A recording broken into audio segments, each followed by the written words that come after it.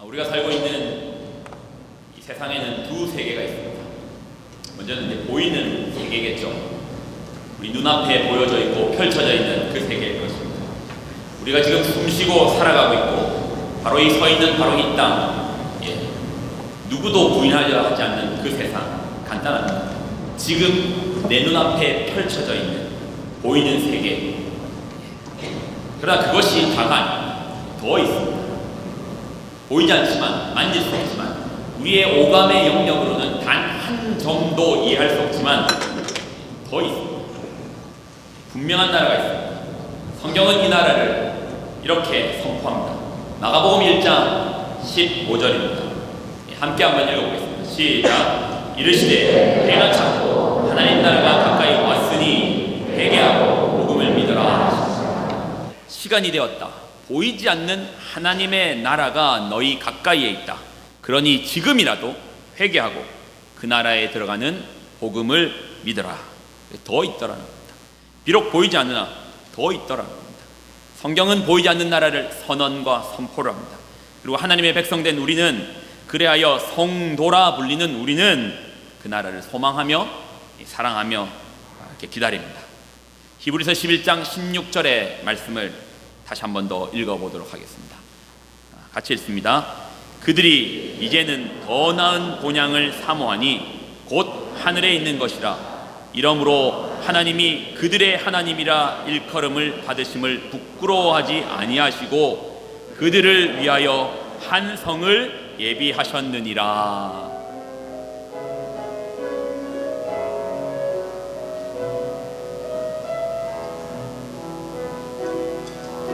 나 지금은 비록 땅을 벗하며 살지라도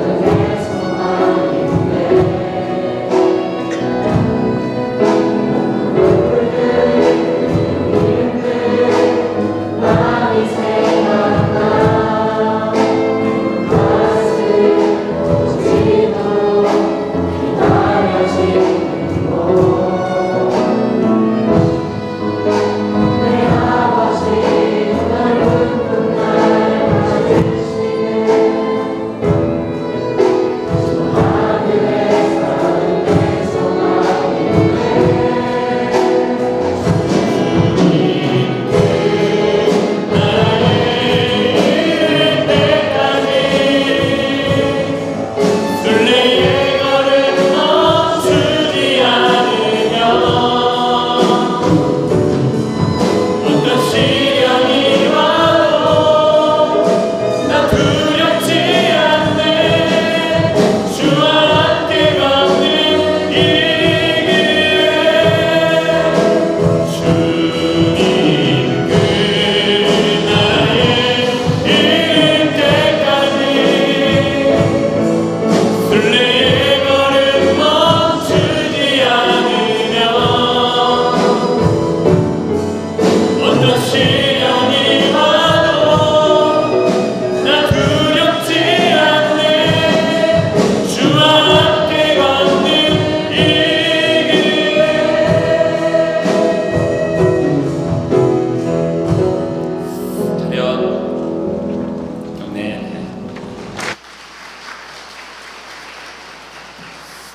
어떻습니까? 저희가 지금 불러드린 이 찬양처럼 히브리서 11장 16절의 고백처럼 여러분 그 나라를 소망하면서 살고 계십니까? 눈물이 없는 그곳, 아버지의 너른 품 속으로 들어가는 그곳, 그러하기에 어떤 시련과 눈물 앞에서도 참고 묵묵히 걸어가는 그 나라, 여러분 어떠십니까? 그 나라를 소망하며 살고 계십니까? 그런데 말입니다. 여기서 중요한 건 그런데입니다. 그런데 여러분 더 있습니다. 이게 다가 아닙니다. 그 나라를 소망하지만 거기에서 멈추면 안 됩니다. 왜냐? 더 있습니다. 더 있다니까요. 더 있습니다. 믿음으로 가는 나라 맞습니다. 하지만 거기서 멈추면 안 됩니다. 더 있습니다. 예수님의 십자가를 통하여 가게 되는 그 나라, 하나님의 나라 맞습니다. 그러나 거기서 멈추면 안 됩니다. 더 있습니다. 무엇이 더 있느냐? 성경은 그 나라를, 하나님의 나라를 믿음으로 언젠가 우리 생이 다하는, 끝나는 그때에 들어가는 나라라고만은 말하지 않습니다. 더 있기 때문입니다. 그러면 무엇이 더 있는가? 그럼 제가 이제 이야기 하나를 더 소개해 드리도록 하겠습니다.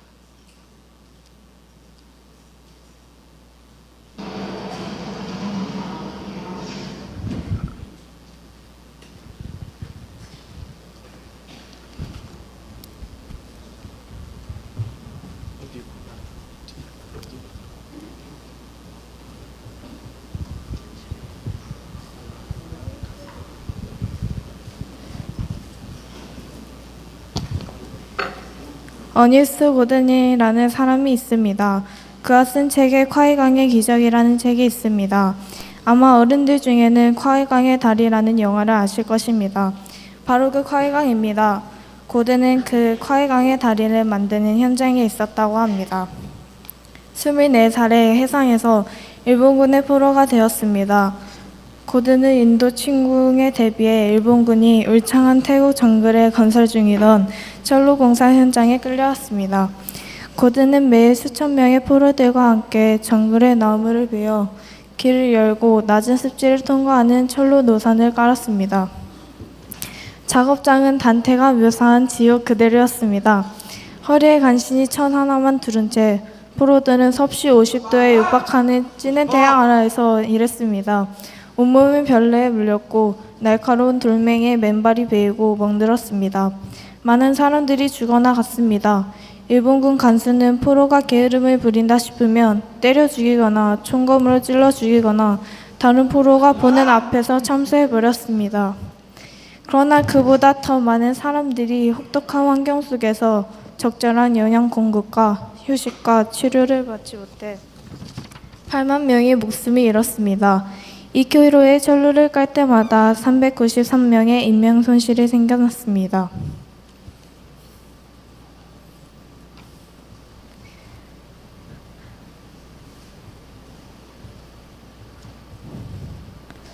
고든은 각기병, 기생충, 말라리아, 이질, 장티푸스가 한꺼번에 겹쳐 몸이 점점 쇠약해지는 것을 느꼈습니다. 움직일 수도 없고 먹지도 못하게 된 고든은 죽음의 집으로 데려달라고 요청합니다. 더 이상 못하겠습니다. 저를 죽음의 집으로 데려가세요. 그곳은 소생할 가망이 없는 포로들이 호흡이 멈출 때까지 줄줄이 누워있는 곳입니다. 그곳에는 악취와 빈대, 이에 시달렸지만 물려드는 파리를 쫓을 힘도 없었습니다. 그는 한쪽 팔꿈치로 몸을 지탱하고 부모님께 최후의 편지를 쓰고 드러누워 죽음을 기다렸습니다.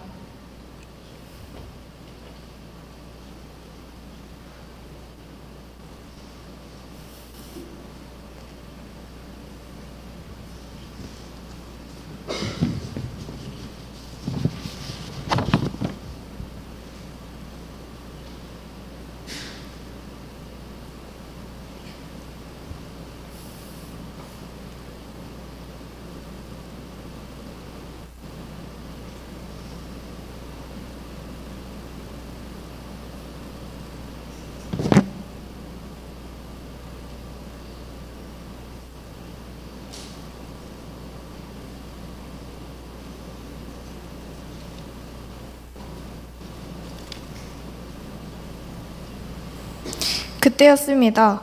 누군가 그에게 다가와 죽어가는 그의 몸을 돌봐 주옵니다. 자기가 먹기에도 부족한 그 음식을 남겨두었다가 고든의 입에 가져다 줍니다. 그들은 밀러와 무어라는 두 신참 포로였습니다.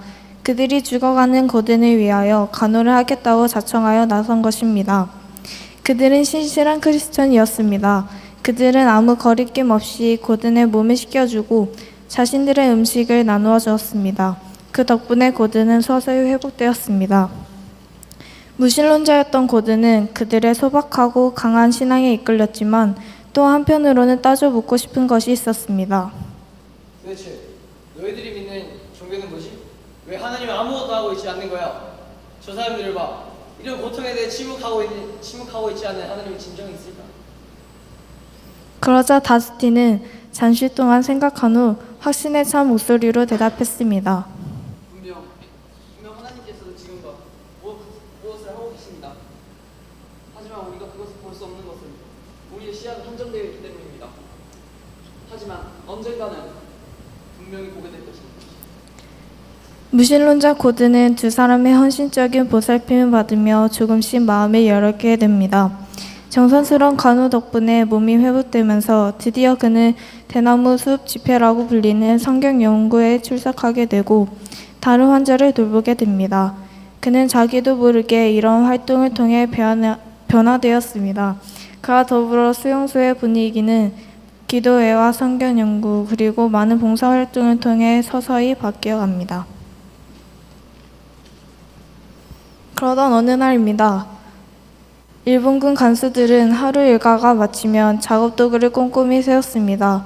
작업도구가 무기가 될 수 있었기에 그들은 철저하게 세웠습니다. 사바라가 없잖아!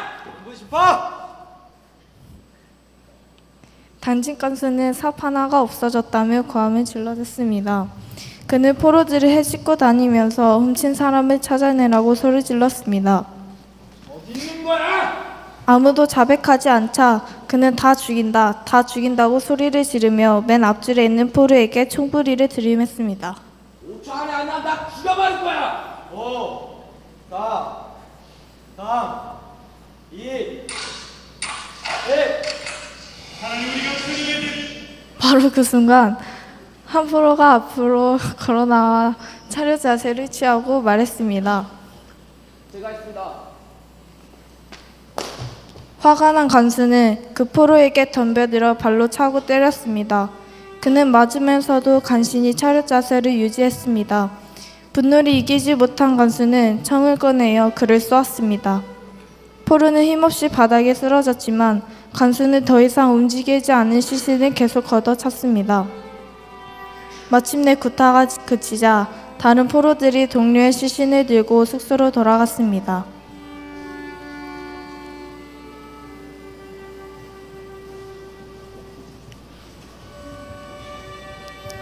그날 밤 작업도구의 재고 조사를 다시 했을 때 간수는 실수가 있었음을 알게 되었습니다.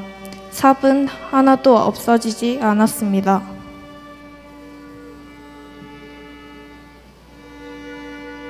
사람이 자기 친구를 위하여 자기 목숨을 걸으면 이보다 더 큰 사랑이 없나? 이후 포로들의 태도가 달라지기 시작했습니다. 그들은 더 이상 죽어가는 이들을 함부로 대하지 않았습니다. 합당한 장례를 치르고 매장을 한 뒤 각 사람의 무덤에 십자가를 꽂아주었습니다. 누가 시킨 것도 아닌데 포로들은 서로를 돌보기 시작했습니다. 절도도 급격하게 줄었습니다. 새로운 정신은 계속해서 수용소 전체에 퍼져나갔습니다. 그들은 죽음의 수용소에서 사망, 이기심, 시기, 게으름, 교만, 패배감이 아닌 생명, 믿음, 희생, 사랑의 나라로 점점 나아가고 있었습니다. 그 수용소에서 새로운 세계가 열리고 있었던 것입니다.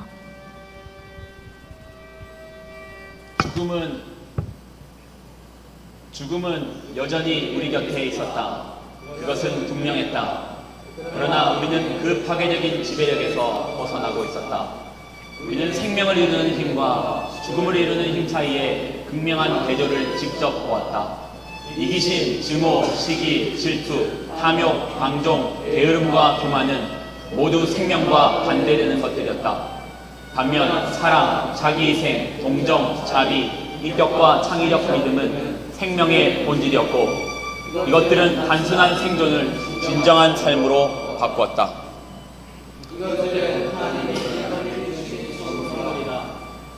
물론 증오도 있었지만 사랑도 함께 있었다. 죽음이 있었지만 생명도 있었다. 하나님은 우리를 떠나지 않으셨다. 일본이 패전했을 때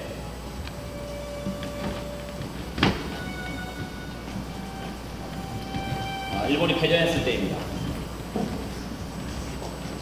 그러면 기간 압제 속에서 생사를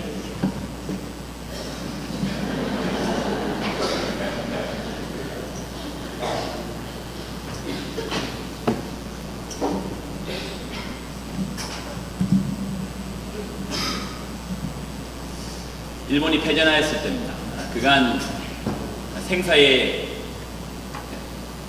고통 속에서 있었던 그 포로민들의 반응은 응당 복수로 귀결되어야 되는 것이죠. 그러나 그곳에는 이미 하나님의 나라가 임하고 있었던 것입니다. 누군가의 희생으로, 누군가의 섬김으로, 누군가가 먼저 다가감으로, 누군가가 자기 먹기에도 부족한 것을 나눔으로 미움과 다툼, 그리하여서 마치 이 짐승들이 있는 이 세렝게티와 다름없었던 그곳이 하나님의 나라로 점점 바뀌어가는 것들을 보았다고 합니다. 이 책의 마지막에는 이렇게 말합니다. 그 지옥과 같았던 곳이 변합니다. 이기심이 가득한 그곳에 하나님 나라가 임하였습니다. 보이는 현실은 여전히 군합발, 총성, 칼날, 죽음, 파괴였습니다. 하지만 그 파괴의 현장에 사랑, 이해, 섬김, 베품, 나눔, 돌봄, 하나님의 사람들이 하나님의 그 말씀대로 살아가는 그곳에 하나님 나라가 임하였습니다. 환경은 여전하였지만 하나님의 사람들을 통하여 하나님의 나라가 임하고 있었던 것입니다. 이 세계는 두 세계가 공존합니다. 하나님의 말씀이 임하고 그 말씀을 붙들고 살아가는 우리가 있을 때, 비록 우리의 현실은 같다 할지라도 그 현실 속에서 우리가 하나님의 말씀을 붙들 때, 붙들고 그 말씀을 살아낼 때, 바로 그 자리가 하나님 나라가 임하는 자리입니다. 두 세계가 있습니다. 보이는 세계, 그리고 또 하나의 세계는 하나님의 나라. 성경은 그 나라를 언젠가 우리 생이 끝나는 그때에 비로소 들어가는 나라라고 말하지 않습니다. 다시 말씀드립니다. 성경은 우리에게 하나님의 나라를 언젠가 우리 코끝에 호흡이 멈추는 그날에 비로소 믿음을 지킨 자들이 들어가는 나라라고만은 말하지 않습니다. 더 있습니다. 더 있습니다. 가까이 오는 나라, 일세 때가 찼고 하나님 나라가 가까이 왔으니, 그리고 임한 나라, 하나님 나라가 이미 너희에게 임하였느니라. 하나님 나라는 지금을 살며 여기를 사는 우리에게 이미 임한 나라. 그러면 묻고 싶습니다. 그 나라가 어디에 있습니까? 우리가 언젠가 가게 될 그 나라 말고 이미 임한, 이곳 가운데 임한 하나님 나라는 어디에 있습니까? 다시 한번 우리가 읽었던 본문 누가복음 17장 20절에서 21절을 같이 읽도록 하겠습니다. 같이 읽습니다. 시작. 바리새인들이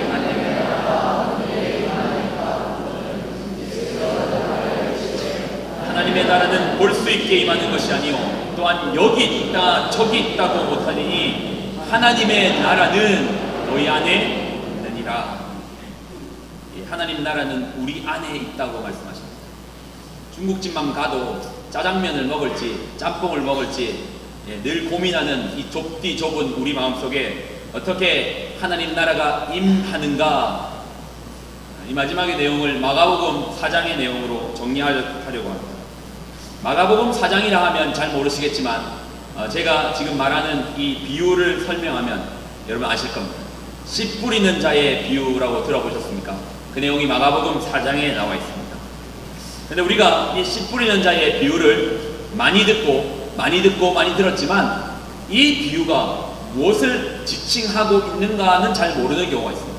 예를 들어서요, 제가 코끼리를 비유하기 위해서 느티나무를 이제 비교로 드는 거, 비유로, 예화로 드는 거. 그러면 저는 이 느티나무를 설명하고 싶은 게 아니라 느티나무의 특성을 통해서 코끼리를 보여주고 싶어서 얘기하는 것이죠. 이것이 바로 비유입니다. 동일하게 예수님께서 씨 뿌리는 자의 비유를 하심은 결코 씨를 뿌리는 것을 어떻게 뿌려라를 설명하시고자 하시는 것이 아니라 그 비유를 통해서 보여주고 싶은 그런 대상이 있다는 거죠. 그 대상이 무엇입니까? 마가복음 4장 11절은 이렇게 설명합니다. 이르시되 하나님의 나라의 비밀을 너희에게는 주었으나 외인에게는 모든 것을 비유로 합니다. 하나님의 나라. 그리고 이 비유에 대해서 잘 모르는 게 또 있습니다. 마가복음 4장에 나와 있는 이 비유는요, 한편으로 정리되지 않습니다. 씨 뿌리는 자, 4가지 밭에다가 뿌렸던 그 씨, 그리고 두 번째 비유, 세 번째 비유, 총 3개의 비유가 있습니다. 그리고 이 총 3개의 비유는 다 연결되는 비유입니다. 그리고 이 3개의 비유에 대해서 해설은 단 한 번만 해주십니다. 이유는 간단합니다. 단 한 번의 해설만 가지고도 두 번째 비유와 세 번째 비유를 풀어낼 수 있기 때문입니다. 그 비유의 가장 중요한 건 이겁니다. 씨 뿌리는 자의 비유. 그러면 씨가 무엇인가? 씨는 하나님의 말씀입니다. 그리고 4가지 밭이 있다고 했습니다. 길가의 밭이 있고, 돌짝밭이 있고, 가시덤불의 밭이 있고, 좋은 땅, 30배, 60배, 100배의 결실을 맺는 땅이 있다는 것입니다. 이런 4가지 밭에다가 씨를 뿌리는데 그 씨가 하나님 말씀이랍니다. 그러면 밭은 무엇입니까? 그 밭은 무엇입니까? 마음이겠죠. 그리고 이 비유는 이렇게 합니다. 너희의 마음속에 하나님 말씀이 임하니 어떤 밭이에요? 말씀을 받아내는 밭, 말씀을 수용하는 밭, 말씀을 숨겨낼 수 있는 밭, 말씀을 튕겨버리는 밭이 아니라 말씀을 품고 30배, 60배, 100배의 결실을 맺어내는 그 밭, 그 마음, 말씀을 숨긴 그 인격, 그 사람이 바로 뭐라고요? 하나님의 나라라고 설명하십니다. 그 나라는 비록 나 한 사람 하나님의 말씀을 붙들고 오늘 나 한 사람이 이 말씀을 붙들고 살아낸다 한들 그것이 도대체 무슨 영향이 있을 것이며 이 보이는 거대한 세상 가운데 나 한 사람이 말씀을 품어낸다 한들 이것이 무슨 영향이 있을 것인가? 아니라는 것입니다. 비록 그것이 겨자씨와 같이 작을지라도 중요한 것은 자라난다라는 것입니다. 말씀에 생명력이 있기 때문에 그 인격, 그 한 사람, 우리가 볼 때는 도대체 나 하나 바뀐다고, 나 하나 하나님 말씀 가지고 씨름한다고, 나 하나 말씀 가지고 살아낸다고 도대체 어떤 의미가 있을 것이며 이 보이는 거대한 세상 가운데 어떤 영향이 있을 것인가? 아니라는 겁니다. 우리가 밤낮 자고 깨고 하는 사이에 우리는 알지 못하지만 그 나라는 자라나는 나라, 하나님 나라. 하나님 나라가 무엇입니까? 하나님 나라는 언젠가 우리 생이 끝나는 그때에 가는 나라를 넘어 우리에게 다가오는 나라를 넘어 우리에게 임한 나라를 넘어 예수님 말씀하시기를 바로 당신이 우리가 하나님의 나라라고 말씀합니다. 하나님 나라는 이미 우리에게 임하셨습니다.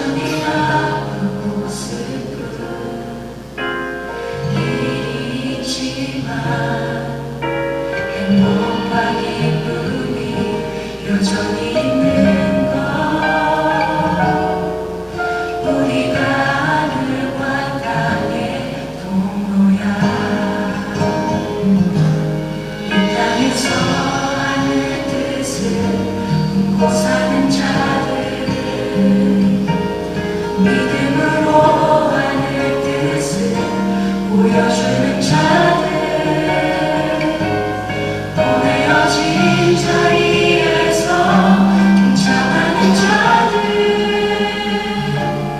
믿음으로 주님 보기 소망하는 자들 Through you I can do anything I can do all things Because you gives me strength Nothing is impossible Through you blind eyes are open Strongholds are broken I can live in by faith Nothing is impossible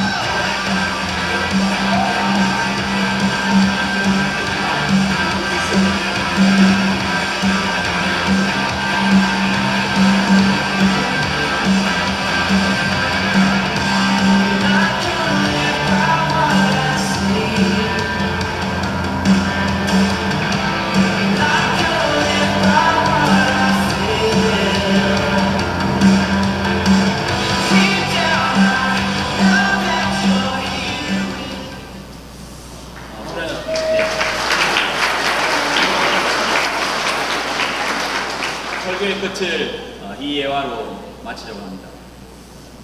저희는 이제 짧은 연극을 통해서 어니스트 고든의 이야기를 통해서 하나의 나라가 임했던 하나의 현장을 이 짧은 연극으로 보여드렸습니다.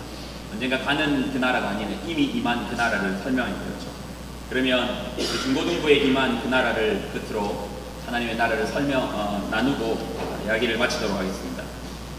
올 초에 청소년들을 데리고 수련회를 데려왔습니다. 그곳은 정말 좋은 숙소를 제공해주는 좋은 곳이었습니다. 호텔에서 했거든요. 잠시 호텔 뷔페를 먹고 또 최고의 강사진이 모여드는 한국에서 최고의 강사님들이 말씀을 전해주는 은혜의 자리였습니다. 저녁 집회를 마치고 숙소로 돌아갔습니다. 숙소는 호텔 그 건물이었어요. 호텔 방 하나에 4명이 잘 수 있도록, 그러니까 이 베드에서 2명씩 누워 잘 수 있도록 이렇게 상당히 넓게 쓸 수 있었고요. 각 방에 TV가 있었고 냉장고가 있는 방도 있었으며 또 화장실과 욕실이 다 있는 최고급 시설에서 저희는 지냈습니다. 아침 새벽 집회를 위해서 이 아이들을 깨우려고 제가 이제 잠을 자고 깨우려고 이 방을 두들겼습니다. 그러니 이 아이들이 한 방에서 4명이 한 방을 잘 수 있는데 그 방에 7, 8명이 자고 있더라고요. 침대에 끼어서 자고 또 소파에 자는 친구들도 있고 보니까 온통 이 과자 봉지에 그 밤에 무엇을 했는지가 상상이 충분히 가겠더라고요. 먹다 남은 컵라면도 있고 그런데 그 방에 제가 딱 들어갔을 때 마음이 갑자기 서늘해지더라고요. 마음이 서늘해졌어요. 마음이 서늘해진 이유는 아이들이 수련회 와서 밤새 놀았다 하여 놀 수 있죠. 청춘인데 안 놀면 걔들이 이상한 거죠. 놀 수 있죠. 밤새 놀아서 집회 때 집중을 못할까 그래서 마음이 서늘해진 것도 아닙니다. 제 마음이 서늘해졌던 것은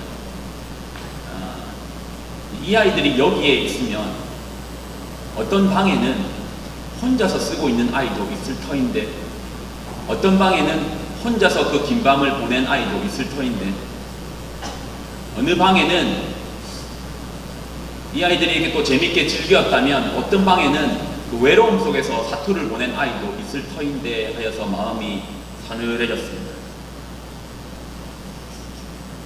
아니나 다를까 방을 돌아보니 혼자만 있는 아이가 있더라고요.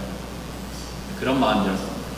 우리가 은혜를 받았다 하여 즐거우면 즐거울수록 혼자라는 곳에서 있었던 아이는 은혜가 아니라 화가 더욱더 커졌을 것이고 그 아이의 마음속에는 다시는 교회를 안 오거나 다시는 수련회를 안 가거나 그렇게 해야 되겠다라는 마음이 가득하지 않을까라는 생각이 들었습니다. 그래서 결심을 한 게 있습니다. 결심을 한 거를 가지고 중고등부 선생님들과 좀 나누었을 때 다시는 이런 일이 없도록 하겠다. 다시는 이런 말도 안 되는 은혜의 장소로 한들 은혜의 나눔이 없는 우리만 즐거워하고 우리만 사랑하는 그런 은혜라면 그거 가짜 아니겠습니까? 하나님이 기뻐하시는 예배는 더더욱 아니겠죠. 그래서 이러면 안 되겠다라고 해서 이번 이제 수련회를 준비하면서 저희가 결정한 바들이 있습니다. 사실 의도대로는 잘 되지 않았지만 그러나 결정한 바는 불편한 곳을 찾아야 되겠다. 그리고 부족한 곳을 찾아야 되겠다. 그러나 안전은 해야 되겠다. 세 가지가 요건이었습니다. 불편하고 부족하고 안전한 그곳을 찾았는데 그래서 추천을 받은 것이 가나안 농구남교였는데 저희 컨셉과 맞지 않게 불편하지 않았어요. 너무 좋더라고요. 시설이 정말 이 대관령 같은 그런데 초가집 있고 거기서 모기 쫓으면서 살 줄 알았는데 시설이 너무 잘 돼 있더라고요. 그리고 너무 깨끗해서 불편해야 되겠다라는 데서 사실은 조금 불편함을 부족해야 되겠다에서도 조금 저희의 상상을 넘어선 게 식사가 너무 맛있었어요. 아이들 2번씩 3번씩 왔다 갔더라고요. 그리고 또 약속한 게 간식을 이번엔 준다. 수련회 하면 꽃이 은혜인데 이 꽃은 다른 곳에서 피더라고요. 많이 먹을 수 있는 그 간식에서 꽃이 피어나서 이번에는 저희 선생님들한테도 간식은 들고 오지 말았습니다. 과자 들고 오지 말았습니다. 과자가 넘쳐가지고 수련회 때마다 콜라 병들이나 음료수 병들이 다 마신 병들이 없어요. 곳곳에 먹다 남기고 절반 아니면 입만 댔다가 또 물병만 하더라도요 500ml짜리 물인데 다 마시는 물병이 없어요. 곳곳에 보면은 쓰레기통에 보면 음식물이 가득 넘치고 방에 가면 먹다 남은 음식이 있고요. 그러니까 응당 준비해주는 그런 식사를요, 특히 아침 식사 같은 경우는요 절반도 먹지 않고 그대로 버려야 되는 그런 일이 있더라고요. 그거는 수련회가 아니죠. 그거는 수련을 받겠다는 자세는 더더욱 아니죠. 그래서 간식 준비해 준 거예요. 그리고 또 하나는 불편함을 나름 느끼기 위해서 너희가 밥을 해서 먹자라고 해서 사실 밥까지 하려고 했는데요. 저희가 이제 그 솥을 준비를 못 해가지고 밥은 이게 다행인지 은혜인지 하여튼 밥은 하고 반찬만 저희가 해 먹었어요. 첫째 날 2박 3일 수련회였는데 사실 선발 때부터 치면 3박 4일입니다. 선발 때를 꽤 많이 데려갔습니다. 20명이 넘는 아이들, 그러니까 한 3분의 1 정도의 친구들은 선발대로 데려갔으니까 적은 친구들은 안 넣었죠. 그런데 정말 간식 애들이 계속 묻더라고요. 뭐 없나요? 간식 없나요? 뭐 묻더라고요. 저희가 이 농군학교에 도착했을 때가 저녁이 넘어서 이제 아이들이 밥을 먹을 때 정도가 이제 7시, 8시 정도에 밥을 먹으니까요. 7시, 8시에 밥을 하니까 이미 막 배가 고파가지고요. 애들 배가 고파가지고 그냥 뭐 생으로라도 뜯어먹을 자세로 이렇게 있더라고요. 먹을 수 있게만 만들어라. 그러면 나는 먹겠다. 너희가 만들어라 했는데 아이들이 만들더라고요. 근데 우리 아이들 여러분도 키워보셔서 알겠지만 얼마나 까탈스럽습니까? 남이 먹든 남이 한 숟가락만 떠먹은 밥만 돼도요 안 먹습니다. 남이 한 숟가락만 떠먹고 해도 그냥 깨끗하게 한 숟가락만 떠먹어도 안 먹는데요. 배가 고프니까요. 배가 고프니까 아이들이 어떻게 하냐면 요리를 차리다가요 고기를 굽다가 다 해가지고 상에다가 세팅하기 전에 굽다가 자기 입에 다 들어갑니다. 내 남의 입에 다 들어갑니다. 제가 그날 진기한 현상을 하나 봤는데요. 아이들이 배가 고프니까요. 제가 젓가락을 들고 다니면서 숟가락으로 애들 입에 다 넣어줬거든요. 22명의 사람이었는데 놀랍게 제가 숟가락을 한 번도 안 바꿨습니다. 하나의 숟가락으로 22명의 입에 다 집어넣었어요. 서로의 서로의 침을 다 공유하면서요. 이게 뜨거운 걸 먹다 보니까 밑에는 약간 뭐가 좀 떨어지더라고요. 저는 안 먹었습니다. 못 먹겠더라고요. 근데 아이들이 먹어내더라고요. 하나가 되는 거죠. 하나가 되는 거죠. 그리고 수련회를 가기 전에 꼭 나누고 싶었던 이야기가 있었습니다. 소장들에게 부탁을 했죠. 소장들에게 부탁을 드렸던 것은 저번 수련회와 같은 일은 사실 말하지 않았습니다. 그러나 저번 수련회 같은 일을 반복하지 않기 위해서 이야기했던 것이 있습니다. 한 명이 쫓아오지 못하면 다 멈추자. 어떤 프로그램을 준비하고 어떤 재밌는 걸 준비하더라도 그 한 명이 즐거워할 수 없다면 다 같이 재미없는 게 은혜롭겠다 싶더라고요. 누군가가 소외받는 자리라면, 소수의 무리가 소수로 남아있는 자리라면 그거 하나님 나라 아니겠죠.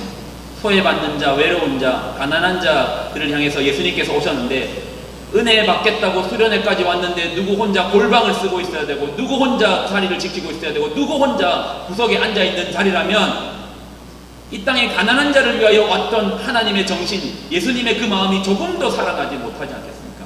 그래서 그럴 바에 아무것도 하지 마세요. 한 명이 소외받는 자리 같으면 10명이 멈춰고 2명이 소외받는 자리 같으면 전체가 멈춰버리고 그렇게 조장들에게 당부를 부탁을 드렸습니다. 놀랍게도 저는 이번 수련회가 이러했다 저러했다 뭐 집회를 몇 시간 했다 뭘 했다 그런 거로 평가 몇 명이 갔다 저는 조금도 저에게는 관심이 크게 있지 않고요. 저는 수련회를 참 많이 다녔습니다. 근데 아마 처음인 것 같습니다. 너무 저도 감격이었습니다. 소외받지 않는 아이가 한 명도 없는 수련회를 경험하기 늘 수련회 가면 한두 명은 그럴 수 있거든요. 근데 조장들에게 늘 나누었던 거 혹시 조에서 이야기 못하는 아이 없니? 혼자 있는 아이 없니? 근데 같이 나누고 그러다 보니까 그런 아이가 그리고 그 마음 속에 그 정신 속에 그러한 나눔 속에 그러한 희생 속에 그러한 섬김 속에 집회를 하니 상상하시는 딱 그 장면 정말 깊이 있게 기도하고 저녁에 서로 품고 기도하니 그것이 수련회더라고요. 부족했지만 넘치는 수련회. 그래서 아이들의 고백 가운데 같은 고백을 드렸습니다. 오늘 어니스트 고든이 경험했던 그리고 오늘 말씀이 증거하는 그 증거를 이들이 고백하더라고요. 이곳이 하나님의 나라군요 라고 고백했습니다.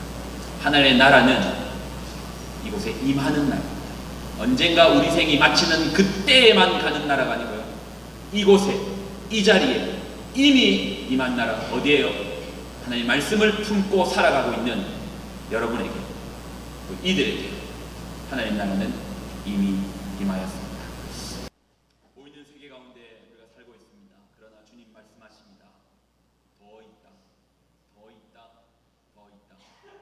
보이는 세계를 넘어 보이지 않는 아버지의 왕국 하나님의 나라 주의 말씀이 하나님의 말씀이 법이 되어 법도가 되어 지켜지는 그 나라가 이미 이곳에 임하였다 주님 말씀하셨습니다. 하나님 우리 한 사람이 우리 인격 한 사람이 우리 한 사람 한 사람이 하나님의 말씀을 우리 마음밭에 심김으로 30배의 결실을 맺는 하나님 나라가 되게 하여 주옵소서. 우리 한 사람 한 사람이 하나님의 말씀을 마음에 품고 살아내므로 60배의 결실을 맺는 그 나라에 살게 하여 주옵소서. 우리 한 사람 한 사람이 한 인격이 하나님 말씀을 심겨내므로 마치 그것이 겨자씨와 같이 작게 보일지라도 살아내므로 100배의 결실을 맺는 그 나라 하나님 나라에 살게 하여 주시옵소서.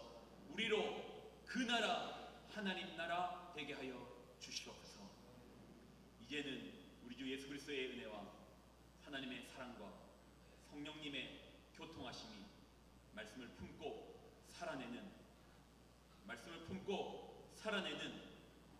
그 말씀을 품고 그렇게 살아내는 우리 귀한 성도님들 머리에 영원히 함께하여 주시기를 간절히 축원드리옵나이다.